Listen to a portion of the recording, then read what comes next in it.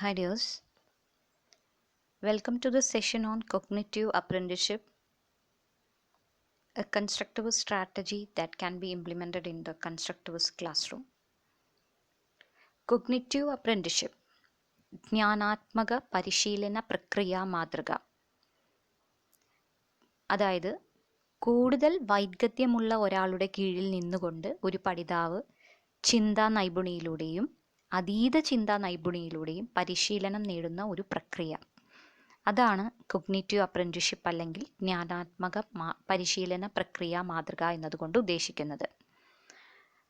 This model is supported by Albert Bandura's theory of modeling, which posits that in order for modeling to be successful, the learner must be attentive, must have access to and retain the information presented, must be motivated to learn, and must be able to accurately reproduce the desired skill. Albert Bandura അദ്ദേഹത്തിൻ്റെ modelling തിയറിയിൽ പറഞ്ഞിരിക്കുന്നത് പ്രകാരം ഒരു കുട്ടി മറ്റൊരു വ്യക്തിയെ കണ്ട് നിരീക്ഷിച്ച് അവരുടെ ചെയ്തികൾ പലതും സ്വയം ചെയ്യാൻ ശ്രമിക്കുന്നുണ്ട്. സോ അങ്ങനെ ഒരു മോഡലിംഗ് നടക്കണമെന്നുണ്ടെങ്കിൽ അവിടെ ഓരോ പഠിതാവും അല്ലെങ്കിൽ ഓരോ വ്യക്തിയും വളരെ അറ്റൻറ്റീവായി തന്നെ വളരെ നല്ല രീതിയിൽ നിരീക്ഷിച്ചും നല്ല ശ്രദ്ധയോടുകൂടി തന്നെ നിരീക്ഷിക്കുമ്പോൾ മാത്രമാണ് അത്തരത്തിലൊരു നൈപുണി സ്വയം ആർജിച്ചെടുക്കാൻ സാധിക്കുന്നത്. And also he must have access to and retain the information presented. പഠിച്ചെടുത്ത പുതിയ ഒരു ആശയത്തെ അല്ലെങ്കിൽ പഠിച്ചെടുത്ത പുതിയൊരു നൈപുണി പിന്നീട് സ്വയം ചെയ്തു നോക്കാനുള്ള ഒരു സാഹചര്യവും ആ വ്യക്തിക്കുണ്ടാകണം. And also he must be motivated to learn. Motivation എന്നത് എപ്പോഴും പഠനത്തിൽ വളരെയധികം പ്രധാനമുള്ളത് തന്നെയാണ്. In cognitive apprenticeships, the activity being taught is modeled in real world situation. യഥാർത്ഥ ജീവിതാനുഭവങ്ങളുമായി ബന്ധിപ്പിച്ചുകൊണ്ട് അത്തരം സാഹചര്യങ്ങൾ ഒരുക്കിക്കൊണ്ടാണ് ഈ ഒരു പ്രക്രിയ, ജ്ഞാനാത്മക പരിശീലന പ്രക്രിയ മാതൃക ക്ലാസ് റൂമുകളിൽ പ്രവർത്തിക്കുന്നത്. കൊഗ്നിറ്റീവ് അപ്രന്റീസ്ഷിപ്പ്, ഈ രണ്ട് വാക്കുകളും എടുത്ത് നമ്മൾ കൂടുതൽ അനലൈസ് ചെയ്യുകയാണെങ്കിൽ നമുക്കറിയാം, കൊഗ്നിറ്റീവ് എന്ന് പറയുമ്പോൾ it is related to the process of thinking and reasoning. ചിന്തയുമായി വളരെയധികം ബന്ധമുള്ള ഒന്ന് തന്നെയാണ് കൊഗ്നിറ്റീവ് എന്നത്. എന്നാൽ അപ്രന്റീസ്ഷിപ്പ് എന്ന് പറയുമ്പോൾ it is A learning that occurs through interaction with a more experience tutor in A real situation. അതായത് കൂടുതൽ വൈദഗ്ധ്യമുള്ള ഒരാളുടെ കീഴിൽ നിന്നുകൊണ്ട് ഒരു പഠിതാവ് ഒരു പരിശീലനം നേടുന്ന ഒരു പ്രക്രിയയാണ്. And also this learning occurs in A real situation. യഥാർത്ഥ ജീവിതാനുഭവങ്ങളിലൂടെ അല്ലെങ്കിൽ അത്തരം ജീവിത സാഹചര്യങ്ങൾ ക്ലാസ് മുറിക്കുള്ളിൽ ഒരുക്കിക്കൊണ്ടാണ് ഇങ്ങനെ പരിശീലനം ലഭ്യമാക്കുന്നത്. All other apprenticeship mainly focus on two aspects, that is activity in learning and situational learning. അതുകൊണ്ട് തന്നെ അപ്രന്റീസ്ഷിപ്പ് എന്ന് പറയുമ്പോൾ ഇവിടെ രണ്ട് കാര്യങ്ങൾ കൂടുതലായി ശ്രദ്ധ ചെലുത്തേണ്ടതുണ്ട്. ഒന്ന് ആക്ടിവിറ്റി അല്ലെങ്കിൽ പ്രവർത്തനം, പഠനത്തിൽ നമ്മൾ നൽകുന്ന പ്രവർത്തനങ്ങൾ. ഈ പ്രവർത്തനങ്ങൾ ജീവിതഗന്ധിയായിരിക്കണം. അതുപോലെ തന്നെ സിറ്റുവേഷണൽ ലേണിംഗ്, ഒരു കോണ്ടെക്സ്ച്വൽ ലേണിംഗ് അല്ലെങ്കിൽ ഒരു കോണ്ടെക്സ്റ്റ് അല്ലെങ്കിൽ ഒരു സിറ്റുവേഷൻ, ഒരു സാഹചര്യം ക്ലാസ് മുറിക്കുള്ളിൽ ഒരുക്കിക്കൊണ്ട് ആ സാഹചര്യത്തെ കുട്ടി എങ്ങനെ ആ സാഹചര്യത്തിൽ കുട്ടി പെരുമാറുന്നു എങ്ങനെ എന്ന് നിരീക്ഷിച്ചുകൊണ്ടും നമുക്ക് ഈ ഒരു പ്രക്രിയ ക്ലാസ് മുറിക്കുള്ളിൽ പ്രവർത്തിക്കാവുന്നതാണ്. Example, traditional apprenticeship in which apprentice learns a trade such as tailoring or woodworking by working under a master teacher. നമുക്കറിയാം, പണ്ട് കാലങ്ങളിൽ പലപ്പോഴും പല നൈപുണികളും ഓരോ വ്യക്തിയും നേടിയെടുത്തിരുന്നത് ഇത്തരത്തിലുള്ള വിദഗ്ധരുടെ പരിശീലനം അല്ലെങ്കിൽ വിദഗ്ധരുടെ കീഴിൽ അഭ്യസിച്ചു കൊണ്ടാണ്. വിദഗ്ധരുടെ കീഴിൽ കുറച്ചു കാലം പരിശീലനം നടത്തിയും അത്തരത്തിൽ അവരുടെ മാർഗനിർദ്ദേശത്തിനു അനുസരിച്ച് പ്രവർത്തിച്ചു കൊണ്ടുമാണ് പലപ്പോഴും പല വ്യക്തികളും പല നിലയിലുമുള്ള അല്ലെങ്കിൽ പല രീതിയിലുമുള്ള പരിശീലനങ്ങൾ ആർജിച്ചിരുന്നത്. Similarly, cognitive apprenticeship allows the master to model behaviors in a real world context with cognitive modeling. So ഇത്തരത്തിൽ തന്നെ കൊഗ്നിറ്റീവ് അപ്രന്റീസ്ഷിപ്പ് എന്ന് പറയുമ്പോൾ നമുക്കറിയാം, ഇത് ക്ലാസ് മുറിക്കുള്ളിൽ എന്ന് പറയുമ്പോൾ ഇവിടെ ഒരു വിദഗ്ധൻ എന്ന് പറയുന്നത് അല്ലെങ്കിൽ ഒരു എക്സ്പേർട്ട് എന്ന് ആയി പ്രവർത്തിക്കുന്നത് ഒരു ടീച്ചർ തന്നെയാണ്, ഒരു അധ്യാപിക. അവിടെ ഒരു ലെസ് എക്സ്പീരിയൻസ്ഡ് പേഴ്സൺ ആണ് ടീച്ചർക്ക് മുന്നിലുള്ള കുട്ടികൾ എന്ന് പറയുന്നത്. സോ അധ്യാപികയാകുന്ന വിദഗ്ധൻ അല്ലെങ്കിൽ വിദഗ്ധ അവിടെ കുട്ടിയെ പല കാര്യങ്ങളും ചെയ്യാൻ പരിശീലിപ്പിക്കുകയാണ്. അവിടെ കുട്ടിക്ക് വേണ്ടുന്ന മാർഗനിർദ്ദേശങ്ങൾ നൽകിക്കൊണ്ടും കുട്ടിക്ക് മുന്നിൽ മാതൃകകൾ നൽകിക്കൊണ്ടും, സാധാരണ മാതൃകകൾ നൽകിക്കൊണ്ട് അല്ലെങ്കിൽ ഡെമോൺസ്ട്രേഷൻ നൽകിക്കൊണ്ടും കുട്ടിക്ക് പല രീതിയിലുള്ള പരിശീലനങ്ങൾ നൽകുകയാണ് ചെയ്യുന്നത്.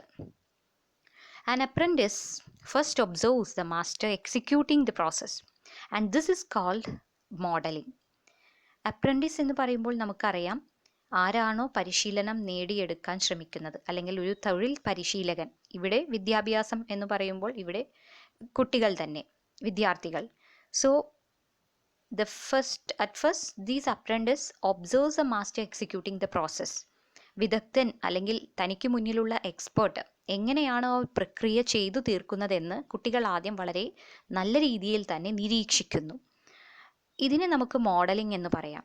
ഈ മോഡലിംഗ് എന്ന പ്രോസസ്സിൽ എക്സ്പേർട്ടാണ് കൂടുതലായും ആ ഒരു പ്രക്രിയ ചെയ്തു കാണിക്കുന്നത്. അത് നല്ല രീതിയിൽ കുട്ടിക്ക് മുന്നിൽ ചെയ്തു കാണിക്കുമ്പോൾ, ഡെമോൺസ്ട്രേറ്റ് ചെയ്യുമ്പോൾ അല്ലെങ്കിൽ സോദാഹരണ മാതൃകകൾ നൽകുമ്പോൾ കുട്ടി അത് ശരിയായ രീതിയിൽ മനസ്സിലാക്കിയെടുക്കുന്നു. അടുത്ത ഒരു സ്റ്റെപ്പ് എന്ന് പറയുന്നത് കോച്ചിങ് ആണ്. That is apprentice then tries to execute the process with the guidance and help from the master. പരിശീലകൻ, ഇവിടെ നമ്മുടെ കുട്ടികൾ, വിദ്യാർത്ഥികൾ അധ്യാപകൻ്റെ അല്ലെങ്കിൽ എക്സ്പേർട്ടിൻ്റെ മാർഗനിർദ്ദേശത്തിനനുസരിച്ച് തനിയെ തന്നെ സ്വയം ആ പ്രക്രിയകൾ ചെയ്യാൻ ശ്രമിക്കുകയാണ് ചെയ്യുന്നത്. ഇതിനെ നമ്മൾ കോച്ചിങ് എന്ന് പറയുന്നു. And once the apprentice acquires the required skills, master minimizes his intervention and this is called fading. എപ്പോഴാണോ ഒരു പരിശീലകൻ, ഒരു കുട്ടി അവൻ എത്തേണ്ട ആ ഒരു പരിശീലനത്തിൽ ശരിയായി പരിശീലനം ലഭിച്ച് സ്വയം ചെയ്യാൻ പ്രാപ്തനാകുന്നത്, സ്വയം ആ പ്രവർത്തനം ചെയ്യാൻ പ്രാപ്തനാകുന്ന സമയത്ത് അധ്യാപകൻ അല്ലെങ്കിൽ എക്സ്പേർട്ട് തൻ്റെ ഇടപെടലുകൾ വളരെയധികം കുറച്ചു കൊണ്ടുവരുന്നു. അതിനെ നമുക്ക് ഫെയ്ഡിങ് എന്ന് പറയാം. ഒരു സ്കഫോൾഡിങ് എന്ന ഒരു പ്രോസസ്സ് പോലെ തന്നെ, കൈത്താങ്ങ് നൽകുന്ന അതേ രീതിയിൽ തന്നെ, അതായത് ഒരു കുട്ടി സ്വയം പല കാര്യങ്ങളും ചെയ്യാൻ ശ്രമിക്കുന്ന സമയത്ത്, സ്വയം ചെയ്യാൻ സാധ്യമാകുന്ന സമയമാകുമ്പോൾ അധ്യാപകർ അവരുടെ ഇടപെടലുകൾ കുറച്ചുകൊണ്ട് കുട്ടിയെ കൊണ്ട് സ്വയം ആ കാര്യം ചെയ്യാനുള്ള ഒരു വേദി ഒരുക്കുകയാണ് ഇവിടെ ചെയ്യുന്നത്. And then he provides only reinforcement and feedback to the apprentice. ആ സമയത്തിന് ശേഷം കുട്ടി ഇത് സ്വയം ചെയ്യാൻ തുടങ്ങുന്ന സമയമാകുമ്പോൾ പിന്നെ കുട്ടിക്ക് വേണ്ടുന്ന തിരുത്തലുകളും അല്ലെങ്കിൽ ശക്തിപ്പെടുത്തലുകളും മാത്രമാണ് പിന്നെ അവിടെ ഒരു എക്സ്പേർട്ട് അല്ലെങ്കിൽ വിദഗ്ധർ നൽകുന്നത്. And this is A process of apprenticeship. So ഇവിടെ ഒരു അപ്രൻറ്റിഷിപ്പ് എന്ന് പറയുമ്പോൾ മോഡലിംഗ്, കോച്ചിങ്, അതുപോലെ ഫെയ്ഡിങ്, ഈ ഒരു പ്രോസസ്സിലൂടെയാണ് ഒരു അപ്രൻറ്റിഷിപ്പ് നടക്കുന്നത്. ഇതേ രീതിയിൽ തന്നെയാണ് കൊഗ്നിറ്റീവ് അപ്രൻറ്റിഷിപ്പ് എന്ന ഈ ഒരു ക്ലാസ് റൂം സ്ട്രാറ്റജിയും നടന്നു പോകുന്നത്. Researchers like Collins, Brown and Newman 1987 established the relevance of this concept in teaching and learning and proposed a concept called cognitive apprenticeship. So ഈ cognitive apprenticeship എന്ന ഈ ഒരു പുതിയ ഒരു പദ്ധതി അല്ലെങ്കിൽ പുതിയൊരു രീതിക്ക് തുടക്കം കുറിച്ച വ്യക്തികളായിരുന്നു Collins, Brown, Newman.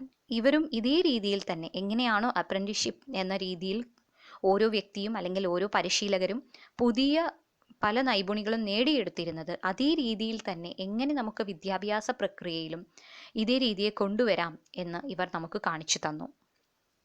Collins, Brown, Newman proposed that through process of observation, scaffolding and increasingly independent practice, the learner can advance towards expertise.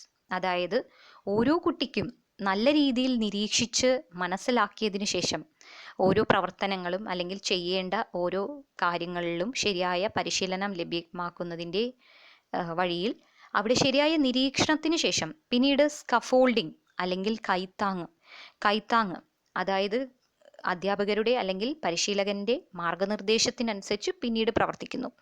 പിന്നീട് നേരത്തെ നമ്മൾ സൂചിപ്പിച്ചതുപോലെ ഫെയ്ഡിങ് എന്ന് നമ്മൾ സൂചിപ്പിച്ചു. അതായത് അധ്യാപകർ അല്ലെങ്കിൽ പരിശീലകർ അവരുടെ ഇടപെടലുകൾ കുറച്ചു കൊണ്ടുവരുന്ന ഒരു പ്രക്രിയയാണ് നമ്മൾ ഫെയ്ഡിങ് എന്ന് പറയുന്നത്. സോ അവിടെ അധ്യാപകർ അവരുടെ ഇടപെടലുകൾ കുറയ്ക്കുന്നു എന്ന് പറയുന്നതിനർത്ഥം കുട്ടി സ്വയം അത് ചെയ്യാൻ തുനിയുന്നു അല്ലെങ്കിൽ ചെയ്യാൻ ശ്രമിക്കുന്നു എന്നത് തന്നെയാണ്. സോ കുട്ടിയുടെ ഇൻഡിപെൻഡൻറ്റ് പ്രാക്ടീസ് അല്ലെങ്കിൽ സ്വയം ചെയ്യാൻ ശ്രമിക്കുന്നു. അത്തരത്തിൽ ശ്രമിക്കുന്നതിലൂടെ കുട്ടിക്ക് ആ ഒരു നൈപുണിയിൽ കൂടുതൽ നല്ല രീതിയിൽ പ്രവർത്തിക്കാൻ ശ്രമിക്കുന്നതും അതുപോലെ അവൻ അതിലൊരു എക്സ്പേർട്ടായി തീരുന്നതുമാണ്. This is one of the best constructives ways to acquire complex skills. ഈ രീതിയിൽ വളരെ പ്രയാസപ്പെട്ട നൈപുണികൾ പോലും, പ്രയാസത്തോടു കൂടി മാത്രം ആർജിക്കാൻ സാധിക്കുന്ന നൈപുണികൾ പോലും നമുക്ക് ആർജിച്ചെടുക്കാൻ സാധിക്കുമെന്നതാണ് ഇവർ പറയുന്നത്. In acquiring language skills and in mathematics, this tool is very helpful.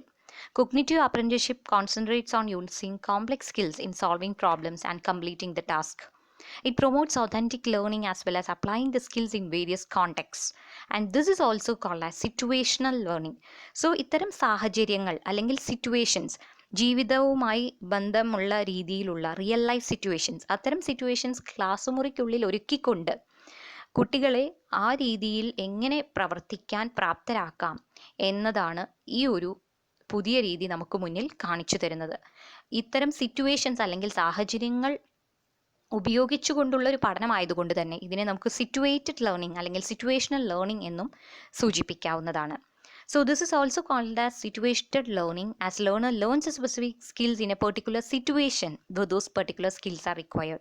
So എവിടെയാണോ ഏതൊരു മേഖലയിലാണോ അത്തരം നൈപുണികൾ ആവശ്യമായി വരുന്നത് അത്തരം സാഹചര്യങ്ങൾ ക്ലാസ് മുറിക്കുള്ളിൽ ഒരുക്കിക്കൊണ്ട് കുട്ടികളെ ആ നൈപുണികൾ പരിശീലിക്കാനായി ഉള്ള സാഹചര്യം ഒരുക്കി കൊടുക്കുകയാണ് ഇവിടെ അധ്യാപകർ ചെയ്യുന്നത്. And this is basically learning through guided experience. In higher classes where in various subjects some specific complex skills are required. This model is quite helpful for learners. അപ്പോൾ ഇവരുടെ ഒരു അഭിപ്രായത്തിൽ ബ്രൗൺ, ന്യൂമൻസ് അതുപോലെ കോളിൻസ് ഇവർ പറയുന്നു ഉയർന്ന ക്ലാസ്സുകളിൽ എത്തുമ്പോഴും ഇത്തരം അഡ്വാൻസ്ഡ് സ്കിൽസ് അല്ലെങ്കിൽ ഹൈലി കോംപ്ലക്സ് സ്കിൽസ് കുറച്ച് പ്രയാസമേറിയ നൈപുണികൾ നേടിയെടുക്കുവാനും ഇത്തരത്തിലുള്ള പഠനത്തിലൂടെ അല്ലെങ്കിൽ ഈ ഒരു രീതിയിൽ പരിശീലനം നൽകുകയാണെങ്കിൽ കുട്ടികൾക്ക് എളുപ്പത്തിൽ സാധിക്കുമെന്നതാണ് പഠനം കണ്ടെത്തുന്നത്. So cognitive apprenticeship also encourages the development of self-correction and self-monitoring skills. ഓരോ വ്യക്തിക്കും അല്ലെങ്കിൽ ഓരോ കുട്ടിക്കും സ്വയം ചെയ്യുന്ന കാര്യങ്ങളെ ശരിയായ രീതിയിൽ വിശകലനം ചെയ്യാനും വേണ്ടുന്ന രീതിയിൽ മാറ്റങ്ങൾ വരുത്താനും അങ്ങനെ സ്വയം ചെയ്യുന്ന കാര്യങ്ങൾക്ക് മേൽനോട്ടം വഹിക്കുവാനും കുട്ടികൾക്ക് അത്തരത്തിലുള്ള ഒരു കഴിവ് കൂടി ഈ ഒരു രീതിയിൽ വളർത്തിയെടുക്കുവാൻ സാധിക്കുന്നു. മോഡൽസ് ഓഫ് കൊഗ്നിറ്റീവ് അപ്രന്റിഷിപ്പ് അല്ലെങ്കിൽ കൊഗ്നിറ്റീവ് അപ്രന്റിഷിപ്പ് എന്ന ഈ ഒരു മാതൃക, ജ്ഞാനാത്മക പരിശീലന പ്രക്രിയ മാതൃക, ഇതിൽ ഉൾപ്പെട്ട പ്രധാനമായ ഭാഗങ്ങളെക്കുറിച്ചാണ് ഇനി നമ്മൾ കാണുന്നത്. ഇതിൽ സൂചിപ്പിച്ചതുപോലെ മോഡലിംഗ് ഇതിലെ ആദ്യത്തെ പ്രോസസ്സ്, കൊഗ്നിറ്റീവ് അപ്രന്റിഷിപ്പ് എന്ന അതിലെ ആദ്യത്തെ ഈ ഒരു പ്രക്രിയയിൽ നടക്കുന്നതിൻ്റെ ആദ്യത്തെ ഒരു സ്റ്റെപ്പ് എന്ന് പറയുന്നത് മോഡലിംഗ് എന്നത് തന്നെയാണ്. അതിനുശേഷം coaching, the second one is coaching. Then scaffolding, next is articulation, and next reflection, and the last is exploration. So ഈ ഒരു രീതിയിൽ പഠനം നടക്കുകയാണെങ്കിൽ ഈ പ്രക്രിയകളെല്ലാം ഉൾക്കൊണ്ട് ഒരു പഠനം നടത്തുന്ന ഒരു രീതി തന്നെയാണ് കൊഗ്നിറ്റീവ് അപ്രന്റിഷിപ്പ് എന്നതുകൊണ്ട് ഉദ്ദേശിക്കുന്നത്. സോ ഇതിലെ ഓരോ ഭാഗങ്ങളും അല്ലെങ്കിൽ ഇതിലെ ഓരോ സ്റ്റെപ്സ്, ഘട്ടങ്ങളും എന്തെന്ന് നമുക്ക് വിശദീകരിച്ച് കാണാം. So we can say the 6 teaching methods. നേരത്തെ സൂചിപ്പിച്ച 6 teaching methods: modelling, coaching, scaffolding, articulation, reflection, exploration. ഇതിലെ ഒന്നാമത്തെ step modelling. Modeling is when an expert, usually a teacher, within the cognitive domain or subject area demonstrates a task explicitly so that novices, usually a student, can experience and build a conceptual model of the task at hand. For example, a maths teacher might write out explicit steps and work throughout problem aloud, demonstrating her heuristics and procedural knowledge. Modelling എന്ന ഈ ആദ്യത്തെ ഒരു step, ഈ ഒരു ആദ്യഘട്ടത്തിൽ കുട്ടിക്ക് പൊതുവെ മാതൃക നൽകിക്കൊണ്ടാണ് ഒരു എക്സ്പേർട്ട് അല്ലെങ്കിൽ ഒരു വിദഗ്ധൻ പ്രവർത്തിക്കുന്നത്. അതായത് പുതിയ ഒരു കാര്യത്തിൽ പരിശീലനം ലഭ്യമാകേണ്ട സാഹചര്യത്തിൽ ഇവിടെ ഒരു അധ്യാപിക അല്ലെങ്കിൽ ഒരു വിദഗ്ധൻ അവിടെ ഓരോ കാര്യങ്ങളും വളരെ നല്ല രീതിയിൽ തന്നെ ചെയ്തുകൊണ്ട് കുട്ടിക്ക് മുന്നിൽ ഒരു നല്ല മാതൃകയാണ് ഒരുക്കി കൊടുക്കുന്നത്. സോ ഇവിടെ നമ്മൾ കണ്ടു, ഒരു മാത്സ് പഠിപ്പിക്കുന്ന ഒരു അധ്യാപിക ഗണിതം പഠിപ്പിക്കുന്ന സമയത്ത് അതിൻ്റെ ഒരു പ്രോബ്ലം ചെയ്യുന്നതിന് വേണ്ടി അതിന് ചെയ്യാവുന്ന എല്ലാ സ്റ്റെപ്പ് ബൈ സ്റ്റെപ്പായി ആ പ്രോബ്ലം എങ്ങനെയാണ് ചെയ്തു തീർക്കുന്നത്, അതെങ്ങനെ സോൾവ് ചെയ്യാം എന്ന് ചെയ്ത് കാണിക്കുന്നു. സോ അത്തരത്തിൽ അത് ചെയ്ത് കാണിക്കുന്നതിലൂടെ കുട്ടിക്ക് അവിടെ ഒരു നല്ല ഒരു കോൺസെപ്റ്റുവൽ മോഡൽ കിട്ടുകയാണ് ചെയ്യുന്നത്. എങ്ങനെയാണ് ഒരു പ്രോബ്ലം വരുന്ന സമയത്ത് അതിനെ നമുക്ക് എങ്ങനെ സോൾവ് ചെയ്യാമെന്ന് കുട്ടി സ്വയം മനസ്സിലാക്കുന്നു. സോ അത്തരത്തിൽ മനസ്സിലാക്കാൻ ഈ ഒരു ഡെമോൺസ്ട്രേഷൻ കൊണ്ട് സാധ്യമാകുന്നു. And the second one is coaching. Coaching എന്ന് പറയുമ്പോൾ കൈത്താങ് നൽകിയുള്ള ഒരു തീവ്ര പരിശീലനമാണ് ഇവിടെ നടക്കുന്നത്. അതായത് മാർഗനിർദ്ദേശത്തിലൂടെ അല്ലെങ്കിൽ എക്സ്പേർട്ടിൻ്റെ, വിദഗ്ധൻ്റെ മാർഗനിർദ്ദേശത്തിലൂടെ കുട്ടി സ്വയം ചെയ്യാൻ ശ്രമിക്കുകയാണ് ഈ ഒരു സ്റ്റെപ്പിൽ നടക്കുന്നത്. So coaching involves observing novice stars performance and offering feedback and hints to sculpt the novice performance. ഇവിടെ നോവിസ് എന്ന് പറയുമ്പോൾ ആദ്യമായി ഇത് ചെയ്യാൻ ശ്രമിക്കുന്ന ഒരു കുട്ടി, അല്ലെങ്കിൽ നമ്മുടെ ഭാഷയിൽ പരിശീലകൻ, അല്ലെങ്കിൽ നമ്മുടെ മുന്നിലുള്ള കുട്ടികൾ, ഈ കുട്ടികൾ ഒരു കാര്യം ചെയ്യാൻ ശ്രമിക്കുമ്പോൾ അല്ലെങ്കിൽ അവർ ചെയ്യുന്ന സമയത്ത് അധ്യാപിക വളരെ നല്ല രീതിയിൽ തന്നെ കുട്ടി ചെയ്യുന്ന പ്രവർത്തനത്തെ വീക്ഷിക്കുന്നു. അതിന് വേണ്ടുന്ന രീതിയിലുള്ള തിരുത്തലുകളും കുട്ടിക്ക് ശരിയായ സഹായങ്ങളും മാർഗനിർദ്ദേശങ്ങളും നൽകിക്കൊണ്ട് കുട്ടിയെ ആ ഒരു പ്രവർത്തനം ചെയ്യാൻ സഹായിക്കുകയാണ് ഈ ഒരു ഘട്ടത്തിൽ ചെയ്യുന്നത്. The expert oversees the novice task and may structure the task accordingly to assist in the novice development. So അത്തരത്തിൽ ഈ ഒരു എക്സ്പെർട്ട് അല്ലെങ്കിൽ അധ്യാപിക കുട്ടിയെ ഈ ഒരു പ്രവർത്തനം ചെയ്തു തീർക്കാൻ വേണ്ടുന്ന രീതിയിൽ സഹായിക്കുകയാണ് ചെയ്യുന്നത്. സോ ആദ്യത്തെ സ്റ്റെപ്പ് എന്ന് പറയുമ്പോൾ മോഡലിംഗ് എന്നതിൽ അധ്യാപിക തന്നെയാണ് ആ ഒരു പ്രവർത്തനം ചെയ്തു കാണിച്ചു കൊടുക്കുകയാണ്, ഒരു മാതൃക കാണിച്ചു കൊടുക്കുകയാണ്. എന്നാൽ സെക്കൻഡ് സ്റ്റെപ്പ് കോച്ചിങ് എന്ന് പറയുമ്പോൾ അവിടെ കുട്ടികൾ ചെയ്യുന്നു, അധ്യാപിക വേണ്ടുന്ന രീതിയിലുള്ള മാർഗനിർദ്ദേശങ്ങളും സപ്പോർട്ടും എല്ലാം നൽകിക്കൊണ്ട് കുട്ടിക്ക് ഒരു തീവ്ര പരിശീലനം നൽകുകയാണ് കോച്ചിങ് എന്ന സ്റ്റെപ്പിലൂടെ ചെയ്യുന്നത്. And the third step scaffolding. Instructional scaffolding എന്ന് നമുക്ക് പറയാം. സ്കഫോൾഡിങ് എന്ന് പറയുമ്പോൾ കൈത്താങ് എന്നത് തന്നെയാണ് സ്കഫോൾഡിംഗ് എന്നതുകൊണ്ട് ഉദ്ദേശിക്കുന്നത്. സോ ഇവിടെ instructional scaffolding is A act of putting into place strategies and methods to support the students' learning. These supports can be teaching manipulatives, activities, and group work. The teacher may have to execute parts of the task that the student is not yet able to do, and this requires the teacher to have the skill to analyze and assess students' ability in the moment. Instructional scaffolding എന്ന് പറയുമ്പോൾ ഏത് പ്രകാരമാണോ നമ്മൾ scaffolding അല്ലെങ്കിൽ കൈത്താങ്ങിനെ കുറിച്ച് മനസ്സിലാക്കിയിരുന്നത് അതേ രീതിയിൽ തന്നെ, അതായത് പഠിതാവിന് സ്വയം നേടാവുന്ന നൈപുണി തലത്തിൽ നിന്നും എത്തിച്ചേരാവുന്ന നൈപുണി തലത്തിലേക്ക് എത്താനുള്ള ഒരു കൈത്താങ്ങാണ് ഈ ഒരു പരിശീലന പ്രക്രിയയിലൂടെ നൽകുന്നത്. ഇത് വൈഗോട്സ്കിയുടെ സാമൂഹ്യ ജ്ഞാനനിർമ്മിതി വാദത്തിൻ്റെ അടിസ്ഥാനത്തിൽ നിലനിൽക്കുന്ന ഒരു പഠന സങ്കല്പം കൂടിയാണ്. ഇപ്പോൾ ഒരു ഉദാഹരണം പറയുകയാണെങ്കിൽ, അച്ഛൻ മകനെ ഷൂ ഇടാനും അതിൻ്റെ ചരട് കെട്ടാനും പരിശീലിപ്പിക്കുന്നത് പോലെ തന്നെയാണ് ഈ ഒരു മാതൃക. പ്രത്യേകിച്ചും വൊക്കേഷണൽ വിദ്യാഭ്യാസം, ഇലക്ട്രിക്കൽ, പ്ലംബിംഗ്, ജേർണലിസം മുതലായവ ഈ ആശയവുമായി വളരെയധികം ബന്ധപ്പെട്ടിട്ടുള്ളതാണ്. സോ ഇവിടെ ഒരു അധ്യാപിക ഇതിന് അനുയോജ്യമായ രീതിയിൽ, അതായത് കുട്ടിക്ക് കൂടുതൽ സഹായങ്ങൾ നൽകുന്ന രീതിയിലുള്ള രീതികൾ ക്ലാസ്സിൽ നടത്തുകയാണ് ചെയ്യുന്നത്. സോ അത്തരം ആക്ടിവിറ്റീസ്, പ്രവർത്തനങ്ങൾ അല്ലെങ്കിൽ അത്തരം ഗ്രൂപ്പ് വർക്കുകൾ ക്ലാസ് മുറിക്കുള്ളിൽ ഒരുക്കിക്കൊടുത്ത് അധ്യാപിക വേണ്ടുന്ന രീതിയിലുള്ള ഗൈഡൻസും മാർഗനിർദ്ദേശങ്ങളും എല്ലാം നൽകിക്കൊണ്ട് തന്നെ കുട്ടിയെ ഈ കാര്യങ്ങൾ ചെയ്യാൻ പ്രാപ്തനാക്കുക, അവൻ്റെ ആ നൈപുണി ശരിയായ രീതിയിൽ അവൻ ആർജിച്ചെടുക്കാൻ സഹായിക്കുന്ന ഒരു സ്റ്റെപ്പാണ് ഇൻസ്ട്രക്ഷണൽ സ്കഫോൾഡിംഗ് എന്നത്. And the fourth step is articulation. Articulation includes any method of getting students to articulate their knowledge, reasoning, or problem-solving process in a domain. And three types of articulation are inquiry teaching, thinking aloud, and critical student role. So articulation എന്നുള്ള ഈ ഒരു സ്റ്റെപ്പിൽ കുട്ടി എന്താണോ മനസ്സിലാക്കിയത് അത് കുട്ടി വാക്കാൽ മറ്റുള്ളവർക്ക് മുന്നിൽ അവതരിപ്പിക്കുന്ന ഒരു ഘട്ടത്തെയാണ് ആർട്ടിക്കുലേഷൻ എന്നതുകൊണ്ട് ഉദ്ദേശിക്കുന്നത്. ഇത് 3 രീതിയിൽ നടത്താം: inquiry teaching, thinking aloud, and critical student role. ഇതിൽ ഇൻക്വയറി ടീച്ചിങ് എന്ന് പറയുമ്പോൾ ടീച്ചർ ആ students a series of questions that allows them to refine and restate their learn knowledge and to form explicit conceptual models. പഠിച്ച കാര്യത്തെക്കുറിച്ച് അല്ലെങ്കിൽ അതുമായി ബന്ധപ്പെട്ട് അധ്യാപകർ നടത്തുന്ന ചോദ്യങ്ങളുടെ ഫലമായി കുട്ടി കുറച്ച് ഉത്തരങ്ങൾ പറയുന്നു. സോ അത്തരത്തിൽ പുതിയൊരു പരിശീലനം നേടിയ ഒരു കുട്ടി ആ പരിശീലനം എങ്ങനെ നേടിയെന്നും അല്ലെങ്കിൽ ആ പ്രക്രിയ എങ്ങനെ ചെയ്യാം എന്നതിനെക്കുറിച്ചുമുള്ള അധ്യാപികയുടെ ചോദ്യത്തിനുള്ള ഉത്തരങ്ങൾ നൽകുകയാണ് ഇവിടെ ചെയ്യുന്നത്.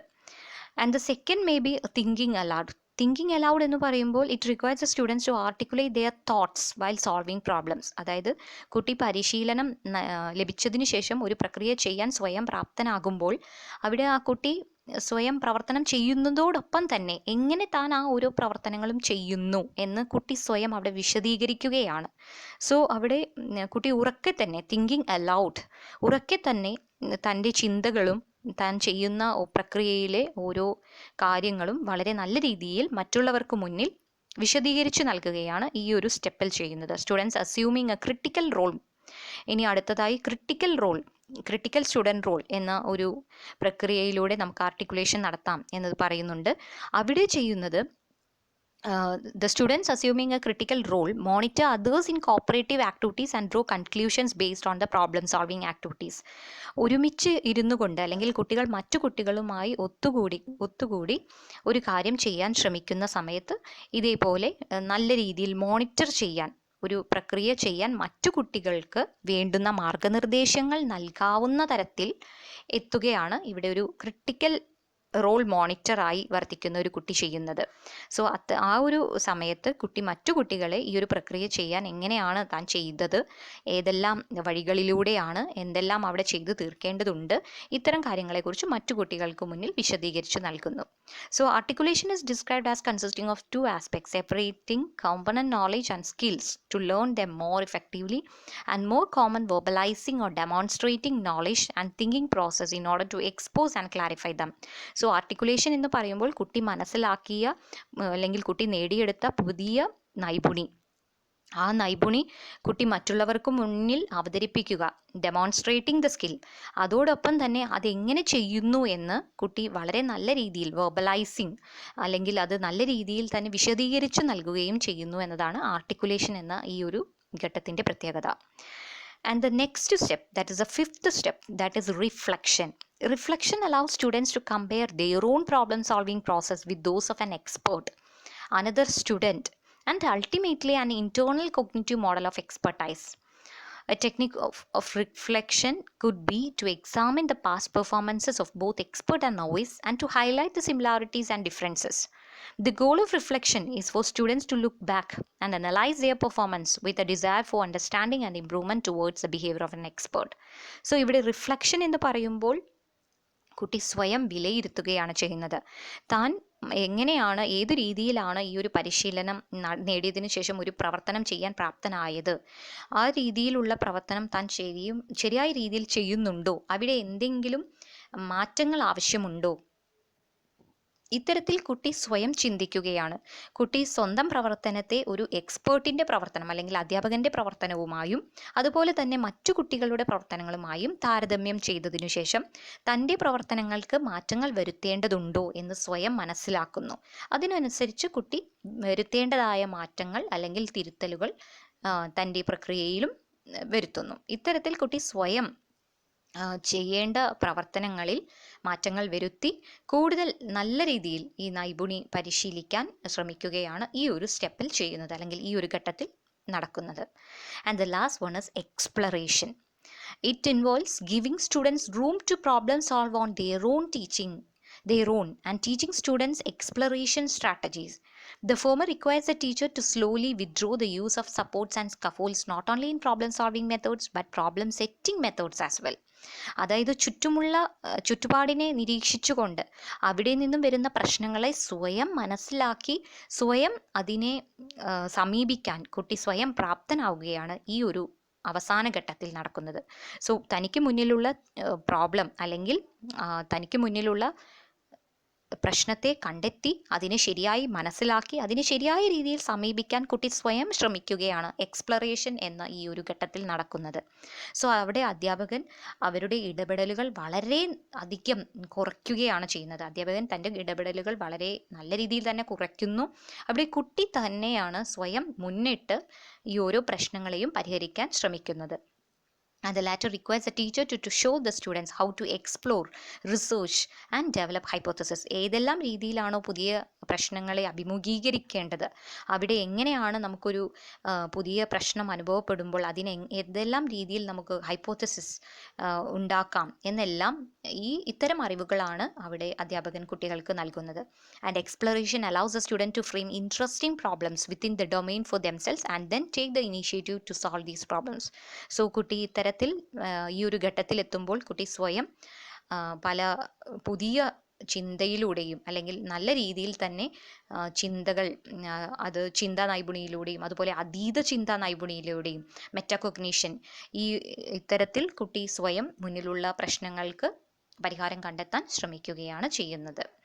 സോ ഇതെല്ലാമാണ് നമ്മൾ കണ്ട കൊഗ്നിറ്റീവ് അപ്രന്റീസ്ഷിപ്പ് എന്ന് പറയുന്ന ഈ ഒരു പരിശീലന പ്രക്രിയ മാതൃകയുടെ വിവിധ ഘട്ടങ്ങൾ എന്ന് പറയുന്നത്. And now we are going to discuss the characteristics. Every individual learn on their own as per their observation and skills. ഓരോ വ്യക്തിയും അവരുടെ നിരീക്ഷണത്തിലൂടെ അതുപോലെ അവൻ്റെ കഴിവിനനുസരിച്ച് പുതിയ കാര്യങ്ങൾ പഠിക്കുന്നു. ഇതിന് ഓരോ വ്യക്തിയും സ്വയം എപ്പോഴും ശ്രമിക്കുന്നതാണ്. Always learning occurs naturally. It is not a foreign concept. Learning എന്ന് പറയുമ്പോൾ ഓരോ വ്യക്തിയും സ്വയം തനിയെ പഠിക്കുന്നത് തന്നെയാണ്. It is a natural process. And scaffolding plays an important role in acquiring skills.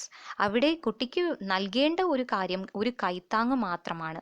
ആദ്യമായി പല കാര്യങ്ങളും ചെയ്യാൻ ശ്രമിക്കുന്ന ഒരു കുട്ടിക്ക് എങ്ങനെയാണ് അത് ചെയ്യേണ്ടത് എന്നതിനെക്കുറിച്ച് ചില മാർഗനിർദ്ദേശങ്ങളും ഒരു മാതൃകയും നൽകുകയാണെങ്കിൽ ഓരോ കുട്ടിക്കും അല്ലെങ്കിൽ ഓരോ വ്യക്തിക്കും പുതിയ നൈപുണികൾ നേടിയെടുക്കാൻ സാധിക്കുന്നതാണ്. സോ ഇവിടെ ഒരു സ്കഫോൾഡിംഗ് അല്ലെങ്കിൽ ഒരു കൈത്താങ്ങ് നൽകുക എന്നത് മാത്രമാണ് അവിടെ ഒരു അധ്യാപിക അല്ലെങ്കിൽ ഒരു എക്സ്പേർട്ട് ചെയ്യേണ്ടത്. And learning is contextual and authentic. എപ്പോഴും പഠിച്ച കാര്യങ്ങൾ പൂർണ്ണമാകുന്നതും അല്ലെങ്കിൽ ശരിയായ രീതിയിൽ മീനിങ് ആകുന്നതും ആശയം ശരിയായി കുട്ടി മനസ്സിലാക്കുന്നത് അതെപ്പോഴും ഒരു റിയൽ ലൈഫ് സിറ്റുവേഷൻ അല്ലെങ്കിൽ യഥാർത്ഥ ജീവിതവുമായി ബന്ധപ്പെടുത്തിക്കൊണ്ട് കുട്ടികൾക്ക് മുന്നിൽ അവതരിപ്പിക്കുമ്പോഴാണ്. സോ അത്തരത്തിൽ ഒരു കോണ്ടക്ച്വൽ അല്ലെങ്കിൽ ഒരു സിറ്റുവേഷണൽ ലേണിങ്ങിലൂടെ കുട്ടികൾക്ക് പഠനം നടത്തേണ്ടതിൻ്റെ ആവശ്യകതയുമുണ്ട്. And next is it encourages self correction and self monitoring. ഈ രീതിയിലൂടെ കുട്ടികൾ പരിശീലിക്കുകയാണെങ്കിൽ ഇവിടെ ഓരോ കുട്ടിയും സ്വയം തൻ്റെ തെറ്റുകൾ മനസ്സിലാക്കുകയും അതിനു വേണ്ടുന്ന രീതിയിലുള്ള തിരുത്തലുകളും നടത്തി സ്വയം മുന്നോട്ട് പോകാൻ ഓരോ കുട്ടികളും ശ്രമിക്കുന്നതാണ്. അത്തരത്തിൽ സ്വന്തം കാര്യങ്ങളെ സ്വയം വിശകലനം ചെയ്തുകൊണ്ട് മുന്നോട്ട് പോകാൻ ഓരോ കുട്ടിയും പ്രാപ്തരാകുന്നു. And it promote situated learning. നേരത്തെ പറഞ്ഞതുപോലെ തന്നെ സിറ്റുവേഷണൽ ലേണിംഗ് അല്ലെങ്കിൽ ഒരു കോണ്ടെക്ച്വൽ ലേണിംഗ്, പുതിയ സാഹചര്യങ്ങൾ ക്ലാസ് മുറിക്കുള്ളിലും ഒരുക്കിക്കൊണ്ട് നല്ല രീതിയിൽ പഠനം നടത്താൻ ഈ ഒരു പ്രക്രിയയിലൂടെ സാധിക്കുന്നു. And how to use cognitive apprenticeship in classroom. നമ്മൾ നേരത്തെ കണ്ട 6 മെത്തേഡ്സ് അല്ലെങ്കിൽ അതിലെ 6 സ്റ്റെപ്സ് എന്ന് പറയുമ്പോൾ നമുക്കറിയാം ഇവിടെ എഴുതിയിട്ടുണ്ട് മോഡലിംഗ്, കോച്ചിങ്, സ്കഫോൾഡിംഗ്, അതുപോലെ articulation, reflection, exploration. These are the 6 steps.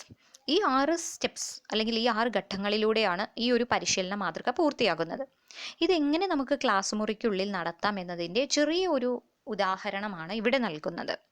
So ഇവിടെ കാണാം, മോഡലിംഗ് എന്ന് പറയുമ്പോൾ നമുക്കറിയാം observing the performance of an expert, teacher or more experience pair. അതായത് കൂടുതൽ അറിവുള്ളൊരു വ്യക്തി, ഒന്നെങ്കിൽ ഒരു അധ്യാപിക തന്നെയാകാം അല്ലെങ്കിൽ കുറച്ചുകൂടി എക്സ്പീരിയൻസ്ഡ് ആയിട്ടുള്ള അല്ലെങ്കിൽ ഒരു നൈപുണിയിൽ കുറച്ച് വൈദഗ്ധ്യമുള്ള ഒരു വ്യക്തി, മറ്റൊരു വ്യക്തി, ആ വ്യക്തി നടത്തുന്ന ഒരു മാതൃക കുട്ടി ശരിയായ രീതിയിൽ നിരീക്ഷിക്കുന്നു. അതാണ് അവിടെ മോഡലിംഗിൽ നടക്കുന്നത്. അതിനൊരു എക്സാമ്പിൾ ഇവിടെ കാണാം.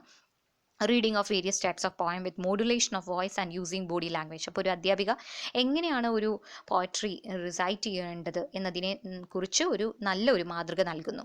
സോ അത് നോക്കുന്ന കുട്ടി അല്ലെങ്കിൽ അത് നിരീക്ഷിക്കുന്ന കുട്ടി ശരിയായ രീതിയിൽ മനസ്സിലാക്കുന്നു എങ്ങനെയാണ് വോയിസ് മോഡുലേഷൻ എല്ലാം വരുത്തിക്കൊണ്ട് എങ്ങനെ ഒരു നല്ല രീതിയിൽ ബോഡി ലാംഗ്വേജസിൽ മാറ്റം വരുത്തിക്കൊണ്ട് എങ്ങനെ ഒരു പോയട്രി നമുക്ക് അവതരിപ്പിക്കാം എന്നതിനെക്കുറിച്ച് കുട്ടി മനസ്സിലാക്കുന്നു. And the second one we said coaching, giving external support to the learner in form of hints, feedback, reminders etcetera. കുട്ടികൾക്ക് ഹിൻറ്റുകൾക്ക് അല്ലെങ്കിൽ ക്ലൂസ് നൽകിക്കൊണ്ടും അതുപോലെ വേണ്ടുന്ന ഫീഡ്ബാക്സ് നൽകിക്കൊണ്ടും കുട്ടിക്ക് കൂടുതൽ സപ്പോർട്ട് നൽകുകയാണ് ഈ ഒരു സെക്കൻഡ് സ്റ്റെപ്പിൽ നടത്തുന്നത്, കോച്ചിങ് എന്നതിൽ. അതായത് പരിശീലനം നൽകുകയാണ് അവിടെ നടത്തുന്നത്.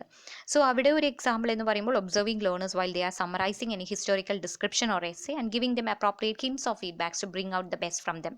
കുട്ടികൾ സ്വയം ഒരു ഹിസ്റ്റോറിക്കൽ ഡിസ്ക്രിപ്ഷൻ, ഏതെങ്കിലും ഒരു ഇൻസ്റ്റിറ്റ്യൂഷനെ കുറിച്ച് അല്ലെങ്കിൽ മറ്റൊരു ഇവൻറ്റിനെ കുറിച്ചൊരു ഡിസ്ക്രിപ്ഷൻ അല്ലെങ്കിൽ ഒരു എഴുതുന്ന സമയത്ത് അവിടെ കുട്ടിക്ക് വേണ്ടുന്ന ഹിൻസ് അല്ലെങ്കിൽ അവന് വേണ്ടുന്ന പോയിന്റുകൾ നമ്മൾ നൽകിക്കൊണ്ടും അവന് വേണ്ടുന്ന ക്ലൂസ് നൽകിക്കൊണ്ടും അവന് വേണ്ടുന്ന തിരുത്തലുകൾ നടത്താനുള്ള സാഹചര്യം ഒരുക്കിക്കൊണ്ടും അവിടെ അധ്യാപിക ഒരു പരിശീലനം നൽകാം.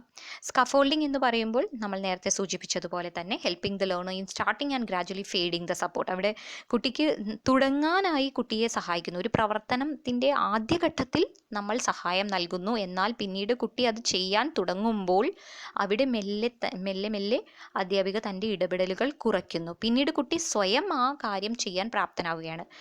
പണ്ടൊരിക്കൽ പറഞ്ഞതുപോലെ ആദ്യമായി ഒരു ബൈസിക്കിൾ ഓടിക്കാൻ ശ്രമിക്കുന്ന ഒരു കുട്ടിയെ ആദ്യം നമ്മൾ കുട്ടിയുടെ പിന്നിൽ പിടിച്ചുകൊണ്ട് അതിനെ തള്ളി തള്ളി മെല്ലെ ഉന്തി അവനെ ഓടിക്കാൻ സഹായിക്കുന്നു. പിന്നീട് അവൻ അത് ഓടിച്ചു തുടങ്ങുമ്പോൾ നമ്മൾ നമ്മുടെ കൈകൾ അല്ലെങ്കിൽ നമ്മുടെ ഇടപെടൽ അതിൽ കുറയ്ക്കുന്നു. പിന്നീട് അവൻ തനിയെ തന്നെ അത് ഓടിച്ചു കൊണ്ടുപോകുന്നു. അത്തരത്തിലാണ് ഒരു കൈത്താങ്ങാണ് ഈ ഒരു സ്കഫോൾഡിംഗ് എന്നതുകൊണ്ട് ഉദ്ദേശിക്കുന്നത്. Helping learner in learning how to use a chemical balance and slowing reducing support while progressing. ഇവിടെ ഒരു ഉദാഹരണം, ഒരു കെമിക്കൽ ബാലൻസ് ഉപയോഗിക്കാനായിട്ട് പരിശീലിക്കുന്ന ഒരു കുട്ടി ആദ്യം അധ്യാപിക തനിയെ കാണിച്ചു കൊടുക്കുന്നു. അതുപോലെ തന്നെ അവിടെ വേണ്ടുന്ന രീതിയിൽ ആദ്യം ഒരു സപ്പോർട്ട് നൽകുന്നു. പിന്നീട് അത് ഉപയോഗിക്കാൻ തുടങ്ങുമ്പോൾ, കുട്ടി ഉപയോഗിക്കാൻ സ്വയം തുടങ്ങുമ്പോൾ അവിടെ അധ്യാപിക തൻ്റെ ഇടപെടലുകൾ കുറച്ചു കൊണ്ടുവരുന്നു. And the next is articulation. നമ്മൾ നേരത്തെ സൂചിപ്പിച്ചതുപോലെ തന്നെ giving words to the understanding of the process and content. എന്താണ് താൻ മനസ്സിലാക്കിയത് എന്നതിനെക്കുറിച്ച് കുട്ടി മറ്റുള്ളവർക്കൊരു വിശദീകരണം നൽകുന്നു, അല്ലെങ്കിൽ വെർബലൈസിംഗ് ആണ് അവിടെ വരുന്നത്. അപ്പോൾ asking learners to act as a critic or moderator in a debate on some contemporary issue. അവിടെ ഒരു എക്സാമ്പിൾ നൽകിയിരിക്കുന്നത് ഏതെങ്കിലും ഒരു പ്രസൻറ്റ് ഇഷ്യൂ, ഏതെങ്കിലും ഒരു കണ്ടംപററി ഇഷ്യൂ എടുത്തുകൊണ്ട് അതിനെക്കുറിച്ച് കുട്ടിയോട് കൂടുതൽ സംസാരിക്കാനായി നമ്മൾ പറയുമ്പോൾ അവിടെ കുട്ടി ഒരു ക്രിട്ടിക്കായി നിന്നുകൊണ്ട് അല്ലെങ്കിൽ ഒരു മോഡറേറ്ററായി നിന്നുകൊണ്ട് പല കാര്യങ്ങളെക്കുറിച്ചും സ്വയം സംസാരിക്കാൻ പ്രാപ്തനാവുകയാണ് അവിടെ ചെയ്യുന്നത്. And the next is reflection, that is comparing the performance with the expectations, reflecting on progress, improving their own performance. മറ്റുള്ളവരുമായി, മറ്റു വ്യക്തികളുമായി, മറ്റ് വിദഗ്ധരുമായി സ്വന്തം നൈപുണിയെ താരതമ്യം ചെയ്തുകൊണ്ട് തനിക്കിനി എത്രത്തോളം വളരണം എന്ന് കുട്ടി സ്വയം മനസ്സിലാക്കുകയാണ് ഈ ഒരു പ്രക്രിയയിലൂടെ അല്ലെങ്കിൽ ഈ ഒരു ഘട്ടത്തിൽ കുട്ടി ചെയ്യുന്നത്. ഇവിടെ ഒരു example, recording the learners activities in some role play or classroom leadership assignment and reply in front of him with comments from peers and teachers. So ഇവിടെ ഇതുപോലെ കുട്ടി സ്വയം പല കാര്യങ്ങളും മനസ്സിലാക്കിക്കൊണ്ട് ഇപ്പോൾ ഇവിടെ ഒരു റോൾ പ്ലേ അല്ലെങ്കിൽ ഒരു ക്ലാസ് റൂമിലെ ലീഡർഷിപ്പിനെ കുറിച്ച് സ്വയം കുട്ടി വിലയിരുത്തിക്കൊണ്ട് അതിന് വേണ്ടുന്ന രീതിയിലുള്ള മാറ്റങ്ങൾ വരുത്തി കുട്ടി കൂടുതൽ നല്ല രീതിയിൽ അവൻ്റെ നൈപുണികൾ വളർത്തിയെടുക്കാൻ ശ്രമിക്കുന്നു. And the last one is exploration, that is searching for new information, verifying to accept it as authentic knowledge. കൂടുതൽ അറിവ് നേടിയെടുക്കാൻ കുട്ടി സ്വയം ശ്രമിക്കുകയാണ് എക്സ്പ്ലറേഷൻ എന്ന ലാസ്റ്റ് സ്റ്റേജിലെത്തുമ്പോൾ നടക്കുന്നത്. അധ്യാപികയുടെ സപ്പോർട്ടൊന്നുമില്ലാതെ തന്നെ, അധ്യാപികയുടെ മാർഗനിർദ്ദേശങ്ങളോ ഇടപെടലുകളോ ഇല്ലാതെ തനിക്ക് ചുറ്റുമുള്ള പല കാര്യങ്ങളെയും സ്വയം മനസ്സിലാക്കാനും അല്ലെങ്കിൽ പ്രശ്നങ്ങൾ കണ്ടെത്തി അത് സ്വയം പരിഹരിക്കാനും കുട്ടി ശ്രമിക്കുകയാണ് എക്സ്പ്ലറേഷൻ എന്ന ഈ ഒരു സ്റ്റേജിൽ നടക്കുന്നത്. Asking the learners to test the authenticity of a story on an historical event published in a newspaper through visiting a library and verifying the with original authentic records. ഇതിനൊരു ഉദാഹരണം ഇവിടെ എഴുതിയിട്ടുണ്ട്. ഇപ്പോൾ ഏതെങ്കിലും ഒരു ഹിസ്റ്റോറിക്കൽ ഇവൻറ്റ്സിനെ കുറിച്ച് ഒരു article വന്നത് അത് എത്രത്തോളം ശരിയാണ്, അതിൻ്റെ ഒതൻറ്റിസിറ്റി എത്രത്തോളം ഉണ്ട് എന്നത് മറ്റു ഹിസ്റ്റോറിക്കൽ റെക്കോർഡ്സ് അല്ലെങ്കിൽ ലൈബ്രറിയിൽ പോയിക്കൊണ്ട് മറ്റു പുസ്തകങ്ങൾ നിരീക്ഷിച്ചും അതുപോലെ അതിൽ നിന്നും സ്വയം കുട്ടി ഒരു വിലയിരുത്തലേക്ക് എത്താൻ കുട്ടിയെ പ്രാപ്തനാക്കുകയാണ് ഈ ഒരു ഘട്ടത്തിൽ ചെയ്യുന്നത്. So these are the 6 steps: modelling, coaching, scaffolding, articulation, reflection, exploration. And through these steps we can complete the process of cognitive apprenticeship. So now we are going to discuss the features of cognitive apprenticeship. The teacher acts as models for students. ഇവിടെ അധ്യാപിക എന്ന് പറയുമ്പോൾ ഇവിടെ ഒരു മാതൃക നൽകേണ്ട, നല്ലൊരു മാതൃക കുട്ടിക്ക് നൽകേണ്ട ഒരു വ്യക്തിയാണ് അധ്യാപിക എന്ന് പറയുന്നത്. ഒരു വിദഗ്ധൻ്റെ റോൾ അല്ലെങ്കിൽ ഒരു വിദഗ്ധൻ എന്താണോ ചെയ്യേണ്ടത് അത്തരത്തിലുള്ള ഒരു റോളാണ് ഇവിടെ അധ്യാപകർക്ക് നൽകുന്നത്. അതായത് നമുക്കറിയാം കൊഗ്നിറ്റീവ് അപ്രന്റീസ്ഷിപ്പ് എന്ന് പറയുമ്പോൾ കൂടുതൽ വൈദഗ്ധ്യമുള്ള ഒരാളുടെ കീഴിൽ നിന്നുകൊണ്ട് ഒരു പഠിതാവ് ചിന്താ നൈപുണിയിലൂടെയും അതീത ചിന്താ നൈപുണിയിലൂടെയും thinking skills and metacognitive thinking skills ഇത്തരത്തിലൂടെ പരിശീലനം നേടുന്ന ഒരു പ്രക്രിയയാണ് കൊഗ്നിറ്റീവ് അപ്രന്റീസ്ഷിപ്പ് എന്നത്. Teachers or skill peers support students effort as doing the task. അതുപോലെ തന്നെ ഇവിടെ അധ്യാപകർ അല്ലെങ്കിൽ ചിലപ്പോൾ കുറച്ച് കൂടുതൽ എക്സ്പീരിയൻസ്ഡ് ആയിട്ടുള്ള മറ്റു വ്യക്തികൾ അല്ലെങ്കിൽ കുട്ടികൾ തന്നെ, സ്വന്തം കൂടെയുള്ള കുട്ടികളിൽ ചിലപ്പോൾ കൂടുതൽ അറിവുള്ള കുട്ടികൾ അല്ലെങ്കിൽ സ്കിൽ പിയേഴ്സ്, അവർ മറ്റു കുട്ടികളെ ഇത്തരം കാര്യങ്ങൾ ചെയ്യാൻ അല്ലെങ്കിൽ ചെയ്യാൻ സഹായിക്കുകയാണ് ഇവിടെ നടക്കുന്നത്. Encourage the students to continue their work independently. അതുപോലെ തന്നെ ഇതിൻ്റെ മറ്റൊരു പ്രത്യേകത കുട്ടികളെ സ്വയം കാര്യങ്ങൾ ചെയ്യാൻ പ്രാപ്തരാക്കുന്നു എന്നതാണ് ഇതിൻ്റെ ഏറ്റവും വലിയ പ്രാധാന്യം. And that's all. Thank you.